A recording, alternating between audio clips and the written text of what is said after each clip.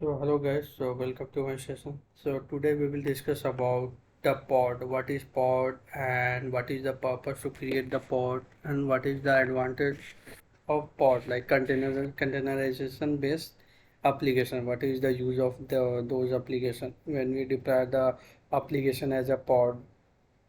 Okay, so in the earlier time, like when Kubernetes was not in picture, so in the previous day, what we did, so we have to create one virtual machine in the Azure, or you can like if you are using the AWS, then you purchase or you created one EC2 instance.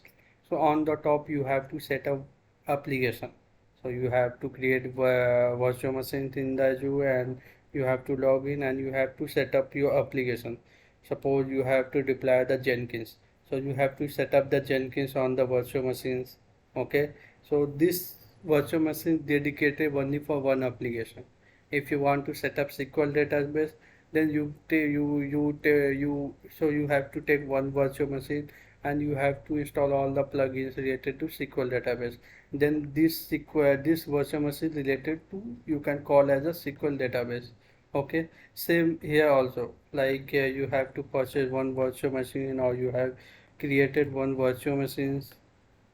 Okay, so you have created one virtual machine in Azure, and on the top you have deploy. Suppose this is my virtual machines, and you have deploy. Sorry. So you have deploy Jenkins application here. You have set up Jenkins, you have installed the plugins of all the Jenkins for Windows based application or Linux based. Suppose you have purchased this virtual machine and you are using the operating system is Linux based. Okay, so you have to assign some CPU to core. Then you have assigned RAM 16 GB RAM. Okay, then you have to assign disk, suppose 100 GB, and you have set up the Jenkins. Okay, so this is your machine. This is your virtual machine. So in this case, you have created one virtual machine for one application. If you want to create the another VM for SQL database, okay. So you have created another virtual machine VM for VM2. Okay, so this is VM2. So on the top you have created Tomcat.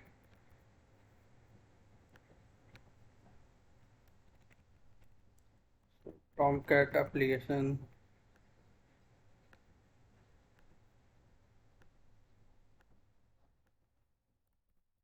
So you have set up Tomcat application over this one and you have used the Linux OS CPU 2 core RAM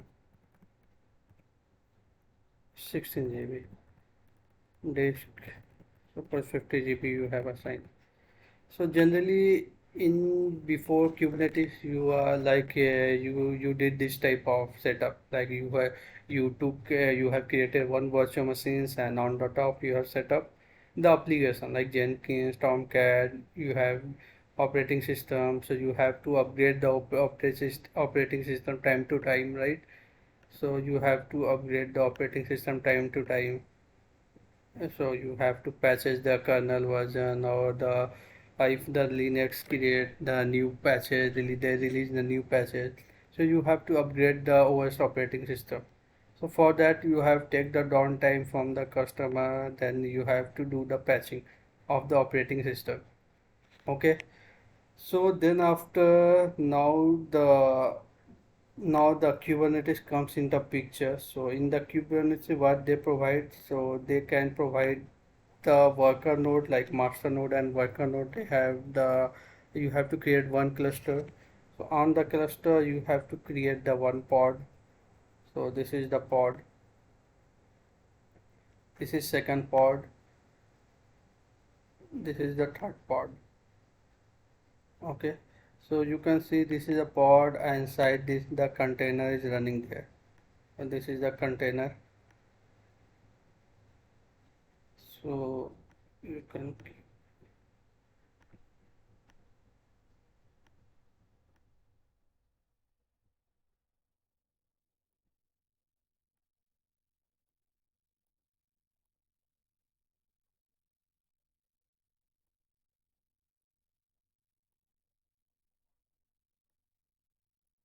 so this is worker node.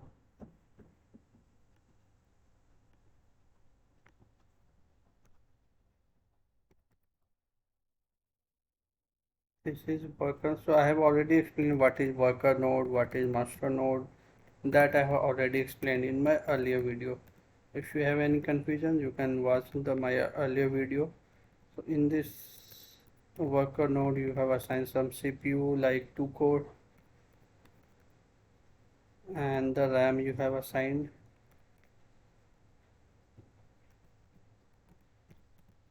16 GB. So, so this is the architecture of Kubernetes. Like you have set up one cluster. So inside the cluster, you have created one worker node. So on the top of worker node, you have deployed the application. So this is the pod. So this is the yellow one is the pod. So inside this pod, one container is running. Pod 2,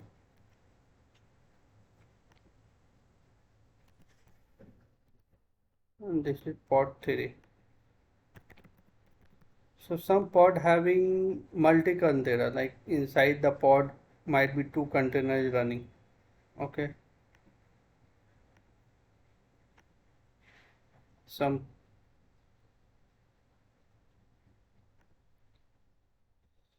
so inside this pod, so you have run the Jenkins. You can also set up the Jenkins as a container. So you have run here Jenkins. You are running here the Tomcat. You have set up the SQL database. Okay. So here which resource, like Jenkins also using some CPU RAM, so they can use the resource from the worker node. Okay. So they can all the resource like CPU memory they can use from the worker node. So here the Jenkins they are using 2 core and 16 GB RAM. So here as a pod they can use suppose CPU is 0.5, RAM they can consume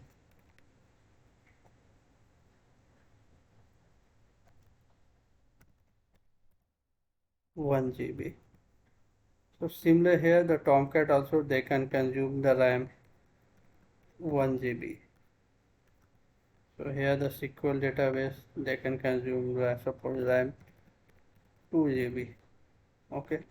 So here why they use less RAM and CPU, because we don't have any dependency on the operating system. Because generally what in the case like if we are using operating system, so this operating system also requires some CPU and memory to boot up the operating system. Okay. So that's why they consume, we have to assign virtual machine very 2 core and 16 GB, because the operating system also required some memory and CPU to come up. So if you give the 1 GB and if you assign the 1 GB RAM, then you can like you have experience like the operating system is very slow. So for that you have to increase the RAM, you have to increase the CPU, then the performance of virtual machine will be very fast. So operating system also requires some CPU and memory to boot up, to come up the application up, like this is my local machine, and in this my local machine I have assigned some 16 GB RAM. Okay. So you can see it here the 60 GB RAM I have assigned. So on this virtual machine I have set up the Jenkins. So if you go there, if you see here, Jenkins MSI. I have installed the MSI package over this my laptop, and I have set up the Jenkins over here. So if you go here, services. So Jenkins is the application for the CI/CD pipelines. So Jenkins, if you not aware about the Jenkins, so Jenkins is the application. So you can see it here. You can consider this my laptop as a virtual machine in the production environment, and I have set up my Jenkins over this virtual machine. So this virtual machine is dedicated only for the Jenkins application. You can see it here. I have set up the Jenkins on my personal laptop, and you can access the Jenkins through the URL. This is the URL localhost 8018. So I can access my Jenkins UI through this localhost 8080 because I have set up Jenkins in my personal laptop.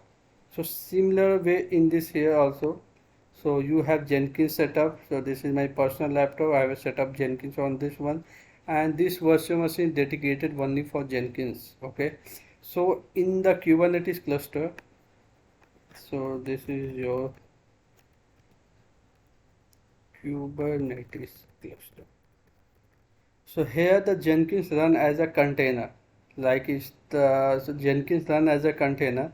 So in this Jenkins, the here we required 16 GB or 18 GB RAM. So here this Jenkins are boot up with only 1 GB RAM. Okay, the main advantage or the beauty of Kubernetes is like on the same virtual machine you can deploy multiple applications. So you can see it here on the one virtual machine. Here you can see only one VM. This is your virtual machines.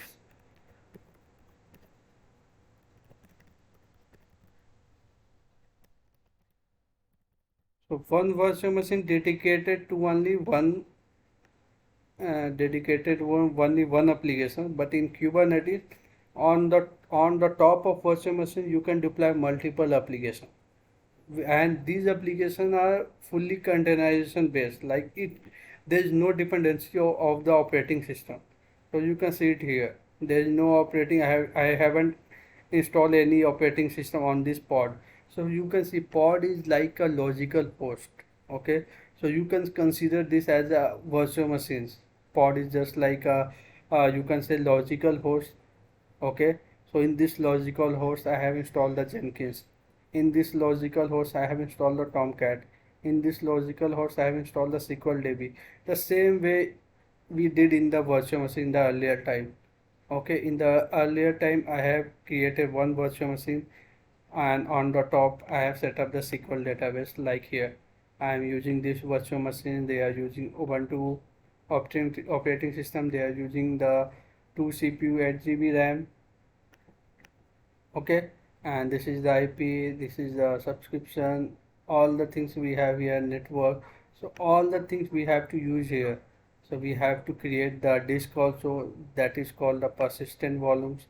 So we can also create the PVC. So those things I will discuss later. What is PV, what is PVC, how do we create. So you just get the term PV. So like 50 GB. So same like here we are using this 100 GB. So here we can also use the persistent volume. So persistent volume just like a logical disk where the all the application related data is stored in the persistent volume. Okay, so you can keep as a PV.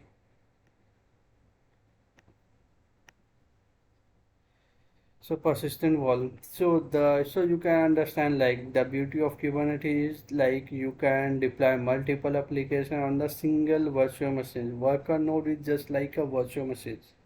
Okay. So if you go there, if you see here Kubernetes cluster. So this is Kubernetes cluster. If you go to check the resource group,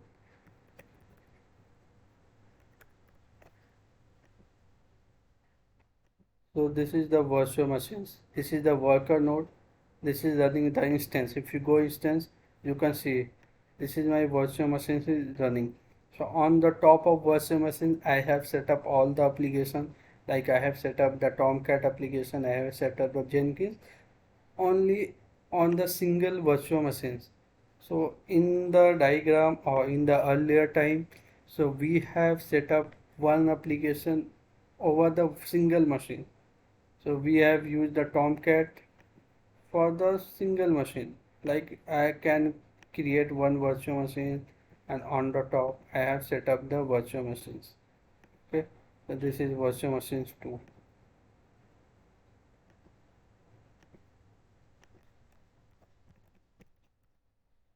So this is the very simple way I have explained, like what is pod and why we use pod, what is the advantage of pod.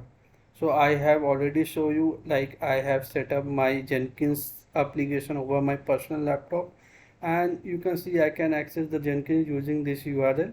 And the similar way I have set up my Jenkins as a pod also.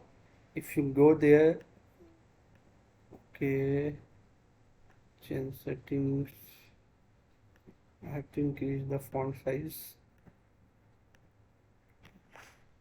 So here you can see here kubectl, get all, and Jenkins. So the similar way I have set up Jenkins as a pod. You can see it here, Jenkins as a pod.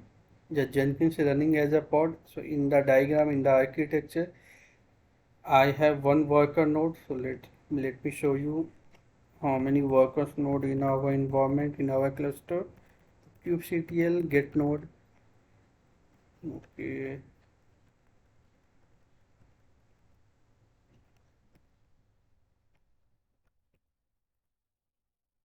kubectl get node, you can see it here. I have only one worker node with this name. Okay. If you go here, so this is my worker node.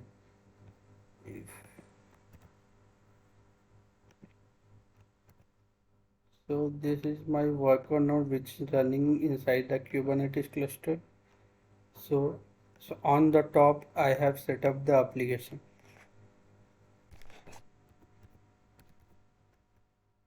So kubectl get all -n Jenkins. So here I have created one pod. So later I will show you how do we deploy the Jenkins application as a pod. So those things I will discuss later. First you have to understand what is pod, what is the purpose of pod. Okay.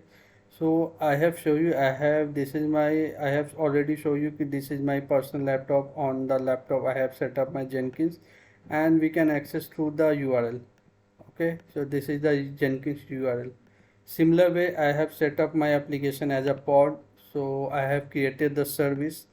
So that thing we'll discuss later. What is service, how do we expose the Jenkins application using load balancer service. So you can, so that those things we'll discuss later. So for now my purpose is to show you how do we like set up Jenkins in my virtual machine, and I have set up my Jenkins as a pod. So now I am going to access this Jenkins using load balancer service. So we have to go there, we have to click here, we have to run this IP and the port number. So now you can see it here. This Jenkins is running as a pod in the Kubernetes cluster. Okay. So if you go to the diagram, so I have set up these things. This thing I have set up. So you can validate, or you can like you can check like this Jenkins already I have set up in the single virtual machines or in my laptop, and same Jenkins I have set up as a pod. So this is the main advantage here. The configuration size is very less. Here this Jenkins required 16 GB RAM. Here this application required only 1 GB RAM. It's just for understanding, like, but generally as compared to application running over the virtual machine and application running over the Kubernetes cluster as a pod, there are very huge difference between the RAM and CPU. The same application which is running in the virtual machine, they require 2 GB. The same application run here with the 200 MB only. So this because we haven't like installed any operating system here. Okay, so there is no dependency on the operating system here. We don't need to require to patching Like we don't require to patching and update of the operating system, right? So we have to rid of these things like patching, update, and downtime. All the things we have to rid. We have to avoid this thing, patching and other things. Okay. So you can also say like here we have worker node. On the worker node the Ubuntu OS is running. So in this case also we have to upgrade. We have to do patching. So those patching is taken care of by Microsoft. We have to upgrade only cluster. So inside the cluster we have multiple worker node. So we can easily migrate the pod from one worker node to the another worker node. Okay. So in this case we can upgrade the cluster with zero downtime.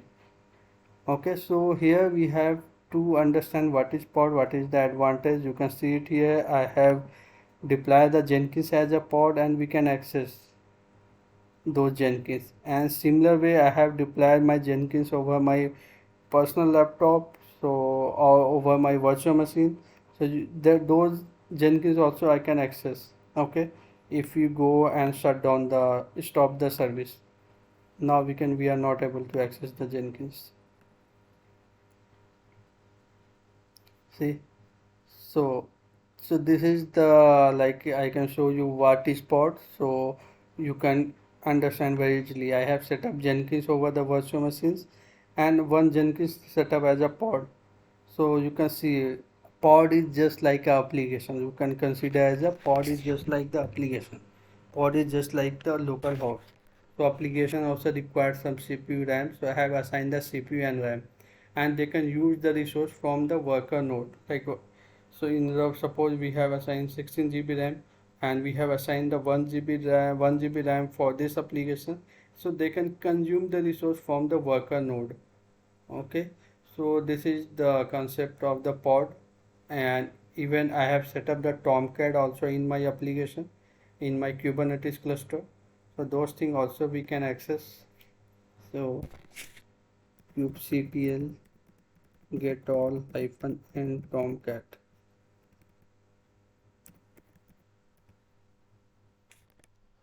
So here you can see it here, the Tomcat application is running. So this is pending state. This is the part of troubleshooting. I will show you later why this pod is in pending state, how do you fix the issue. So this is for separate session I have created. So you can go and check the how do you fix this issue. This is the real-time production based issue.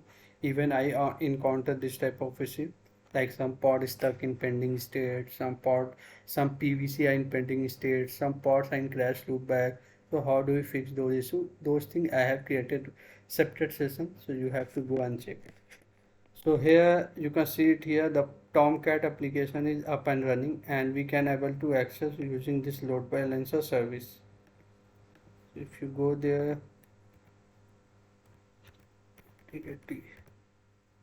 so now you can see it here, our Tomcat application is accessible. So you can see it here in single pod, in the single node. Okay, in the single node I have deployed multiple applications. So kubectl get node. So you can see it here, we have only one worker node. So on the top of worker node I have set up multiple applications. So I have set up Jenkins on the same node. I have set up Tomcat application on the same node. I have set up SQL database in the same node. So this is the very beauty of the Kubernetes, or this is the very this is the best part of the Kubernetes is you can set up multiple application on the single node. But in the before the Kubernetes comes in the picture, you have create one VM. On the top you have to set up the application. So one application, one VM. To another application you have to create another VM. So here we have to pay extra infrastructure cost. Infrastructure cost means you have to pay for the OS license, you have to purchase license for the OS, you have to assign more CPU and RAM as compared to pod configuration, right? So you have to do every time patching, you have to upgrade the OS kernel version, you have to patch it every time, every 3 months and 4 months you have to upgrade your operating system.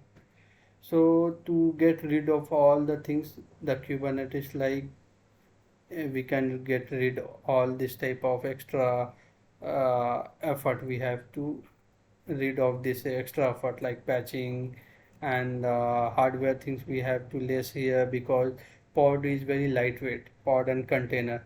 So container, so inside the pod you can, there are two types of pod. One is single container or multi container. So inside the pod you can run two application, two containers you can run inside the single pod.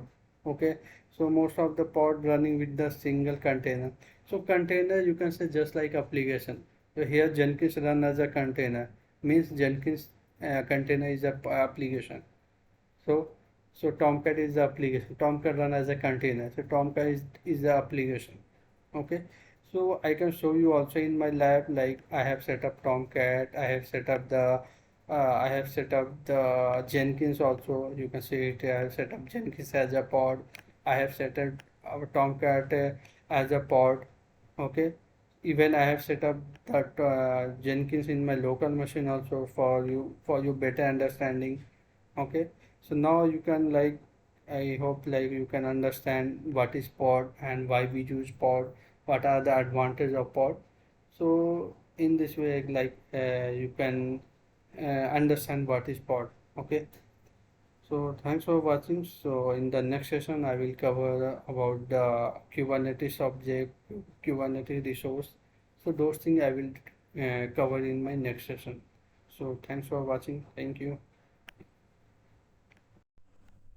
So I just covered like what is pod, and I have started from the scratch, so anyone can learn if they doesn't have any experience in Kubernetes, or they want to learn the Kubernetes from the scratch, from the beginning level. So they can join my session. Also they can take my recorded session also.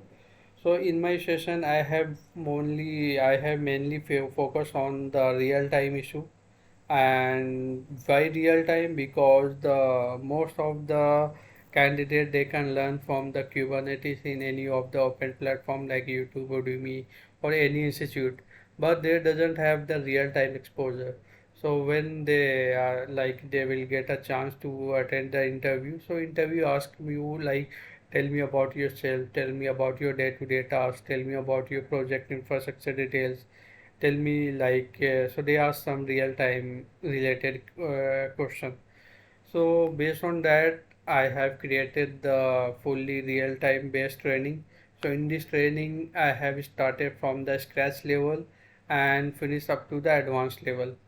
So apart from that, I have covered some real time issue like 20 plus issue I have covered in my session. So you can see also in my screen some ports getting OM killed errors, some ports having crash loopback, some ports are running states, some ports are pending states, some ports having OM killed error. So what is the reason why this pod having OM kill error? What is the reason why this pod having crash loopback? What is the reason why these pods are stuck in pending state? Okay, and what is the reason and how do we fix the issue? So that in this is just a few issues like few troubleshooting or few scenario based. Here we have show you in my screen, but I have already covered, I have already created the complete series about the live troubleshooting session. So in this session I have covered 18 plus issue. So you can go here 20 plus issue, like 18 issue not able to connect the cluster from jump box, port sign failed state. So a lot of issue I have covered in my session. And apart from that I have covered day-to-day tasks, like what are the day-to-day tasks in Kubernetes production environment.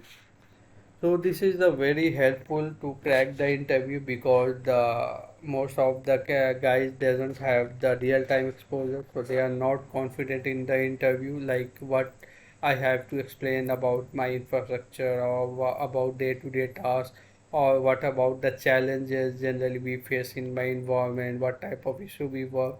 So those things I have covered in my session. So it's a complete series, like from basic to advanced course, and the troubleshooting, and some uh, I have discussed about the scenario based question or issue that I have discussed. So if you go there, like how do we extend the persistent volume? So if you go there, so you Hello can see it friends. here.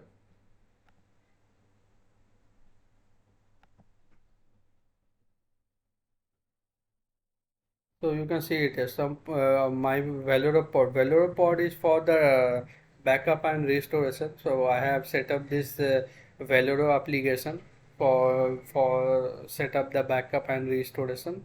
But during the installation, I like I am getting this crash loop back of state. So what is the reason? How do we fix the issue? What are the way of troubleshooting? What are the first way of troubleshooting? How do we proceed? So those things I have discussed in this session. So you can see earlier it was in crash loop back state or it is in error state. So if you go there,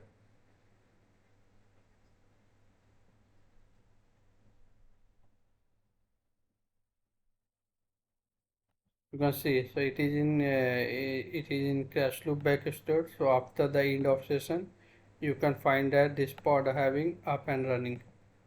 So if you go there, at the end now you can see here the Velour pod is up and running. See.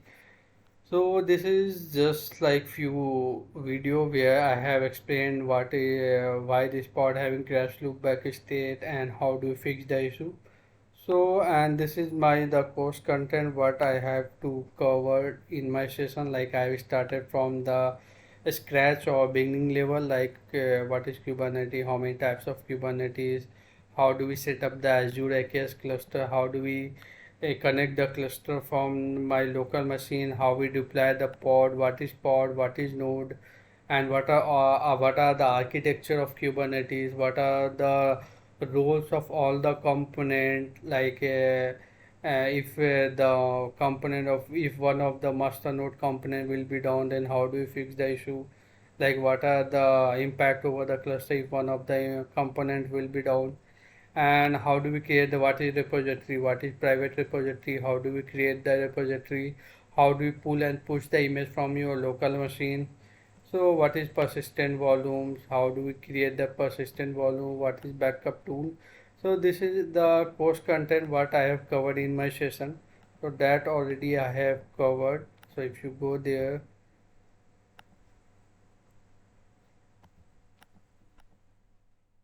so in the content, so already I have covered the complete series of what all the topic I am showing here. So those topic I have already covered in my series. So if you go there, like B3 part AKS cluster upgradation, if you go there, click on.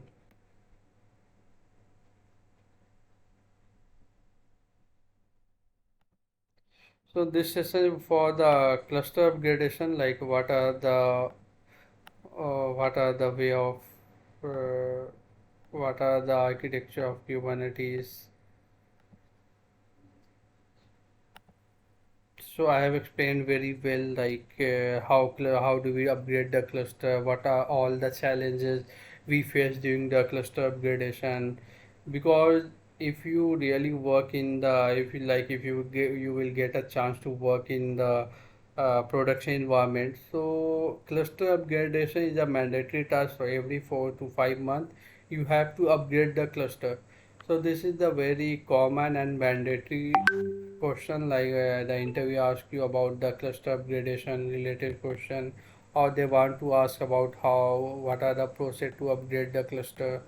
Okay, so they are like, it's a very common question, and so you have to explain it, like how do we upgrade the cluster, what all the tasks. Okay, so what all the tasks during the upgradation, what all the challenges we face during the upgradation. So those things I have to cover in my session. Okay, so this is the very so if you go through my video, then you will get all the details. So that, like, even you can also, if you go here,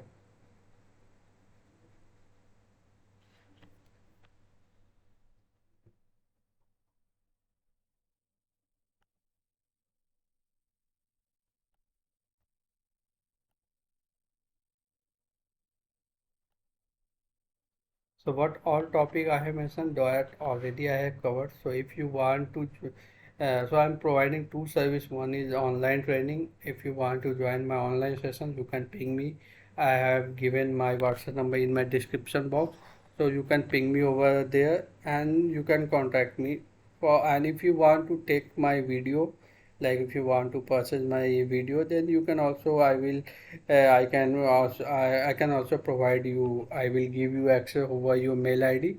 Then you can go through my all the videos, and if you have any queries regarding the video, you can ping me within the course duration.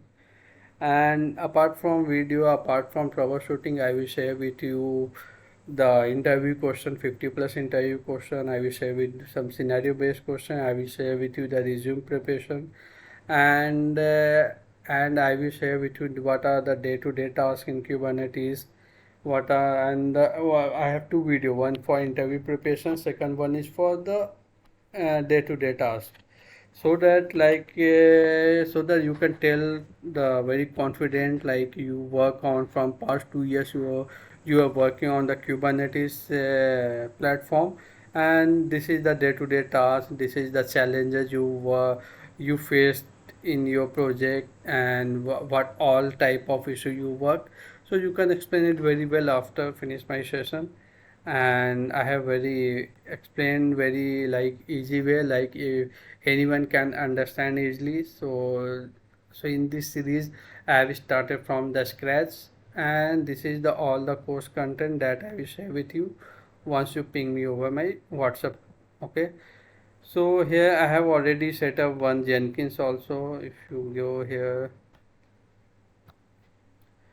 so sure, this is my Jenkins. I have set up my Jenkins pod. So if you go here, kubectl, get all, and Jenkins. So I have set up Jenkins as a pod. So this is my Jenkins pods is running, and I have created load balancer service. So I am using the load balancer service to expose your application. So I have to copy this IP address and paste it in the browser. 8080, yeah. So now you can see the login page of the Jenkins. So that already I have covered in my session, like how do we set up Jenkins and which service we have to use, how do we create the service, okay, how do we create the load balancer service, and how do we expose, how do we access the Jenkins application using load balancer service. And already I have set up the Valero tool I already discussed. So Valero tool is the backup tool where we have take the backup, we have take the backup of entire namespace. Suppose in a namespace you have 20 applications are running, so you have to take the backup of entire namespace, and you can restore it from any of the cluster. So that already I have explained in my Valero and restoration session, so where I have discussed about uh, like how do we migrate your bare metal cluster to the Azure AKS. Okay, so if you go here, backup restoration is a 1 hour video. So in this in this series I have explained from the scratch, like what is Valero tool, how do we set up the backup, how do we set up the backup over the cluster. If you go here, so this is the architecture of the Valero tools, so how it works, and uh, how it works in the production environment. And I have set up from the scratch level, I have already show you in my session, like how do we set up the backup and restoration. Okay,